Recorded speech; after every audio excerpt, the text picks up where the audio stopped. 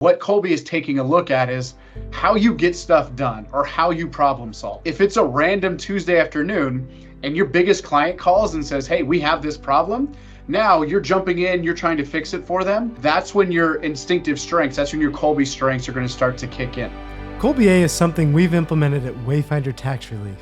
It's added great value to us as a team to get to know one another's strengths and how we naturally operate. And I took the time to have an interview with Eric from the Kolbe Corp to find out more about it and how it could help us and how it could help other people as they work to build awesome, powerful teams. So here is kind of the point that we wanted to address in this call and to help our team as well as those people that we're telling about Kolbe. And that is, we've used Kolbe in our hiring process. And we found that it's a really great tool for getting the right people in the right seats on the bus. So can you tell me why it's such a great hiring tool and what we're discovering about people with their Kolbe? Yeah, actually, I'm going to answer those in reverse order because it'll make a little bit more sense. So kind of broadly speaking, what Kolbe is taking a look at is how you get stuff done or how you problem solve. So if you think about it, right, if it's a random Sunday afternoon and you're watching a football game, you're probably not striving. You're probably not trying to solve problems. You're just relaxing, having fun with your friends. Your Kolbe instincts are not kicking in then. But if it's a random Tuesday afternoon and your biggest client calls and says, hey, we have this problem, now you're jumping in, you're trying to fix it for them. That's when your instinctive strengths, that's when your Kolbe strengths are going to start to kick in. And so that's one of the cool things about Kolbe is that it's different than maybe some of the other assessments that you've completed in the past. Now, most of those are looking at either something around your personality. So are you extroverted or are you introverted? Or they're looking at something around cognitive ability. Think of it somewhat like intelligence. So those are good pieces of info to know. Kolbe's just looking at a different part of you. And the great part is whether your numbers are a 1, 5, 10, anywhere in between, they're all strengths. I love it. So that's really helpful. So now that you've got that, what is some of the things in the Kolbe mean? For example, I'm an 8535, and if that's your Kolbe behind you, it looks like it's a little bit different than mine. It is, yeah. And so as I mentioned, right, whatever your four numbers are, they're all a strength where you're 1, 5, 10. And so it's not a good or bad. It's simply we're just looking at these four ways that all people solve problems. How do you deploy those strengths? So we all solve problems, as I said, in four ways. The first one is the red one called Fact Finder. It's all about gathering information. Some of us need to gather a ton of info in order to get things done. Some of us just need the broad overview and then we can start to move forward. That blue one called Follow Through is all about systems and processes and also bringing things to closure. There are some folks who, if I ask for their help, naturally see in terms of, all right, I got to do step 1, then 2, then 3, then 4, then 5. And there are others that are like myself, where we don't really need much of a plan because we're going to change it as we go anyway, based on obstacles we run into or things like that. That next one, the green one called Quick Start, it's all about risk and uncertainty. Some of us, like me, we do our best work when we're not sure what's going to happen. We're just going to go and try it. And if that doesn't work, we'll try something else and we'll keep finding ways under, around, through those obstacles to make it happen.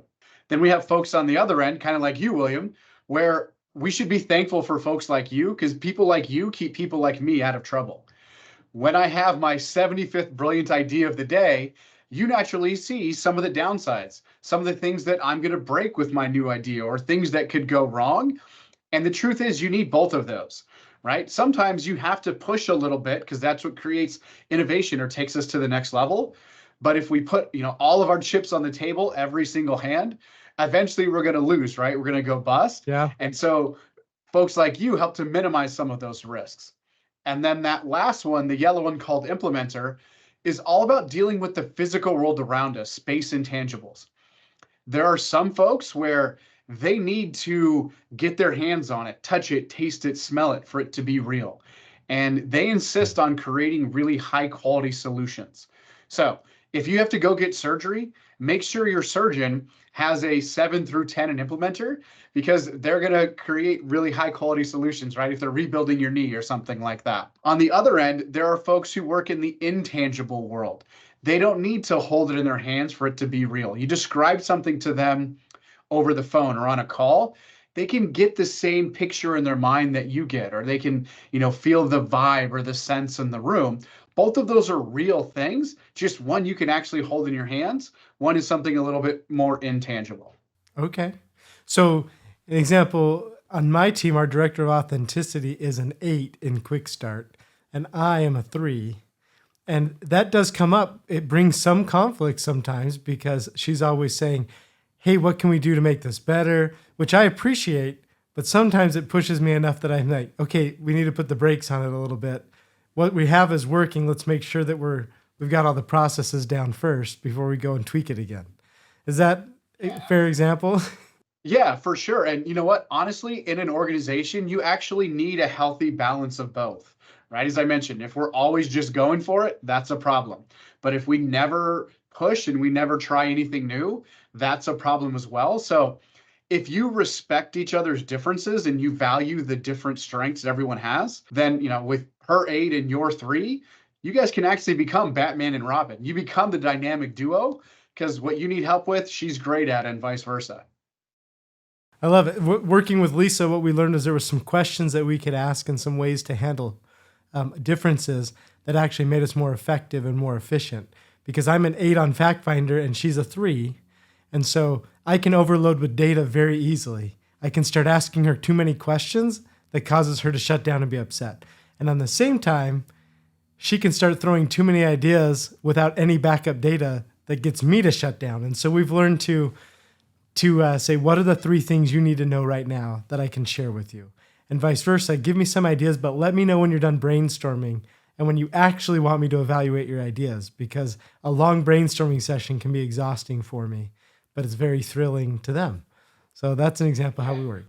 Yeah, for sure. We all have our own natural styles, right? And that's what we default to. And sometimes it's odd to us that others don't think or do things the same way that we do. Um, but right, it can work out really, really well. We just have to understand there are those differences. And to be a good teammate, you have to adjust a little bit to the other person, right? If you just say, I'm just going to do me, well, then you're going to mess with probably 80% of the rest of the folks around you who have different results. That's not being a good teammate. The goal is let's all work together because we can then create that 2 + 2 = 5 effect if we lean on each other's talents. That's great.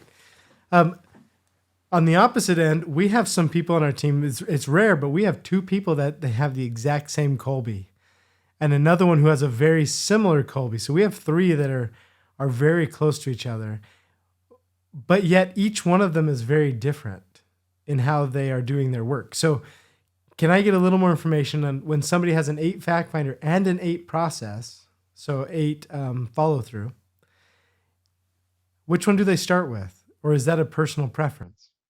So there's a couple layers to that question. So if you remember earlier, I said most people have, taken some kind of assessment that identifies something about their personality, right? That's one part of the mind or one bucket of strengths that we all have. Then we have what are called the cognitive strengths, the stuff that intelligence. The third bucket of strengths or part of the mind that we all have is the conative. That's how we do things. So what that means is 2 people could have the exact same Kolbe results, but that's only one part of the mind. Those other 2 parts could be completely different. And so just because 2 Kolbe results are exactly the same, those 2 people are not going to be, carbon copies of each other. They're going to have those differences and you're going to pick up on those. So that's one part of your question.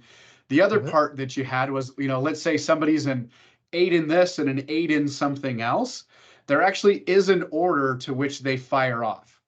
So if someone was, say, an 8888 as an example, they would kick in with FactFinder first. So they would start asking a bunch of questions, digging into the details. Then Quick Start would come next. So then they would start to brainstorm some ideas. Then follow through would come after that. So they would start to create systems and processes. And then lastly, then they would start to create physical models, the implementer. So is that always the case? So it's FactFinder comes first if they're equal, then Quick Start, then follow through, then implementer? If they are equal, it's something called the theory of dominance.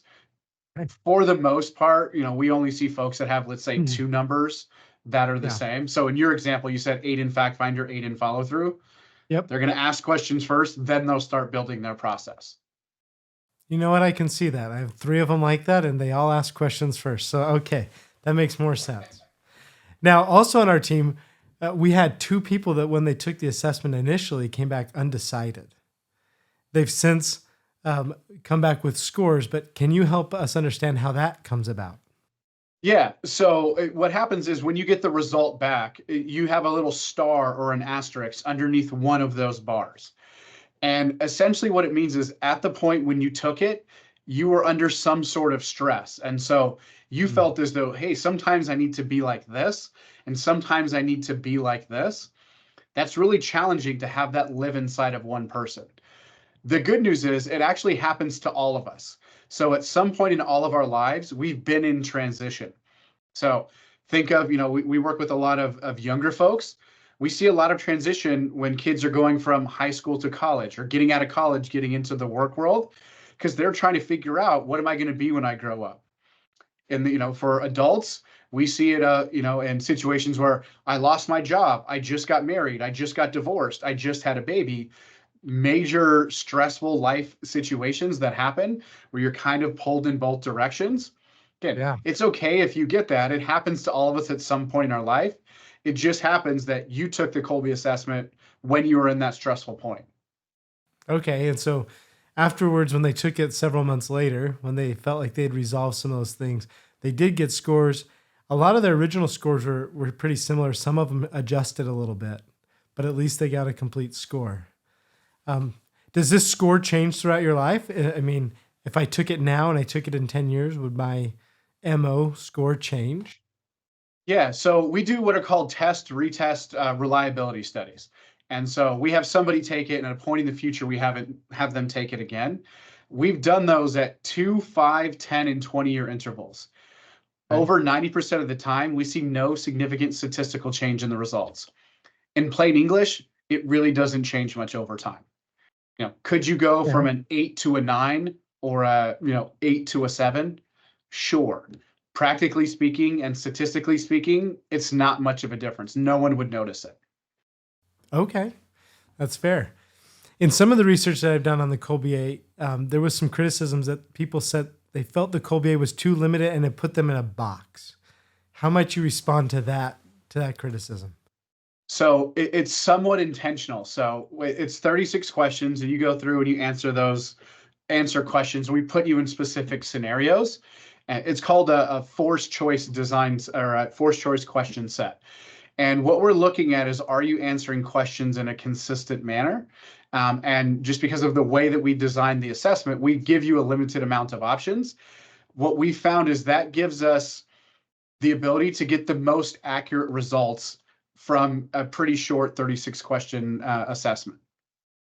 Okay. But now I've got a score. Like I said, I'm an 8535.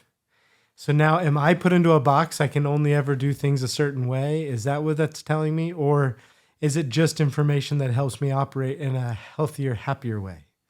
So number two, from what you just said. So Okay. the thing about your Colby results is, can you change them? So you said you're an 8 in fact finder, right? So it means that Right. you're a guy that's going to ask a lot of questions, do your homework, dot the I's, cross the T's. If I said to you, hey, William, throw all that out the window, we just got to focus on the big picture for right now, right? Where's your firm going to be at in 10 years? You can do that work.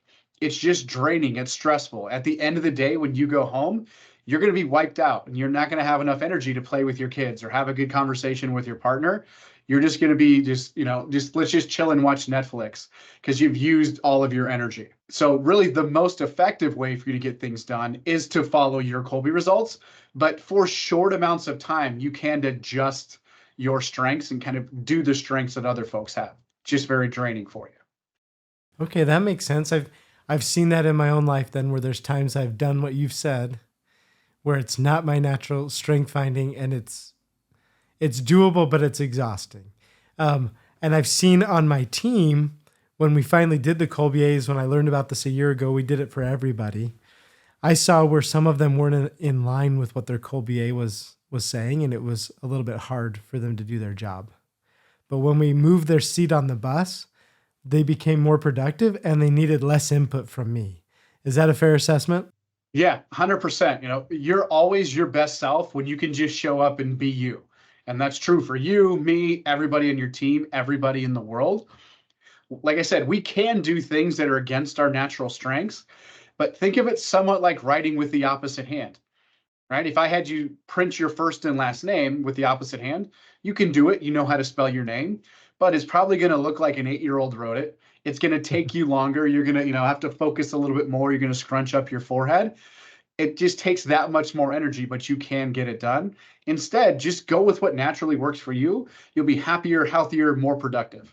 Okay, that makes sense. So we've seen people that weren't thriving, didn't want to change, and or said they wanted a specific job, but it's actually in disagreement with their Colbier. And what you're saying is they can pull it off for a little bit. They can, if you're not careful in hiring, you might hire somebody for sales who really doesn't like doing sales based on their Colbier, and they can do it for a little bit, but they're going to actually burn out pretty quick. Versus if I find somebody like I have who loves sales, he's doing all the things that excite him that I am so glad he gets to do. Yeah. Right. 100%. And right, we end up in situations like that for lots of different reasons, right? Let's say you grew up and your parents were, they were both accountants. And so they said, hey, you should go be an accountant because look, it's a steady profession. You're always going to have work. You're going to make a good living, create a nice life for your family. If you have a result like me, I could be an accountant, but I would pull my hair out and I would be exhausted at the end of every single day. Instead, something like sales is much more in line with my natural strengths. I get to take some risks, just go for it. Sometimes stuff works, sometimes things blow up. I'm cool with that. So it works better for me. Other folks, right? Maybe they said, hey, you can make a bunch of money by being in sales, so I should go do that. But if that's not your strength, if you're uncomfortable in an uncertain environment, you need all the information, you're really going to struggle. And maybe you should take a different path, like let's say be an accountant. Okay, that's good to know. That's fair. I love this one. So this has been very helpful so far. Where would I send people to learn more about the Colbier or so they could take a Colbier? Yeah, absolutely. So go to Kolbe.com. Obviously, you can poke around in our website, learn more about the assessment, how we work with organizations, that kind of thing. If you want to take the Colbier yourself, on the top right-hand corner of every one of our pages, there's a purple button that says take the Colbier. Click that. Like I said, it's 36 questions. It's not timed. It'll take you, I don't know, 15-ish minutes to get it done. Okay. And you're going to learn how you naturally solve problems. Okay. And as a leader, if I want to look for hiring people, I believe that there's a way that you can do an assessment, a Colbier kind of hiring target. I know it's not the regular Colbier. What I've come across in that scenario is that I'm supposed to answer the questions as to how I think that job is best done. And sometimes that's hard because how I think it's best done is how I operate under my Colbier. And I found that I've come up with scores that at the end of the day were probably not what I really wanted. How can we help get better hiring Colbiers? Yeah. So we do have a hiring tool. It's called Right Fit. And very simply, we help you build a model for a job. And then we objectively measure candidates against that model to see how closely do they fit. To create that model, there's two components to it. One component you mentioned, it's right. How does that job need to be done on a daily or weekly basis?